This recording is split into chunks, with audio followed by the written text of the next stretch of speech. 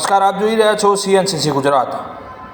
સ્વચ્છતા ત્યાં પ્રભુતા, સૌએ આ વાત તો સાંભળી જ હશે, પણ પાટણના ટેલિફોન એક્સચેન્જના રહીશોએ કદાચ સાંભળી નથી લાગતી। આમ તો દર વખત નગરપાલિકા ઉપર આરોપ અને આક્ષેપો કરવામાં આવે છે, પણ આ તો આવી ઘટના છે જેમાં નગરપાલિકા નહીં પણ ત્યાંના રહેવાસીઓ જ કચરાના ઢગલા ખડકી દે છે।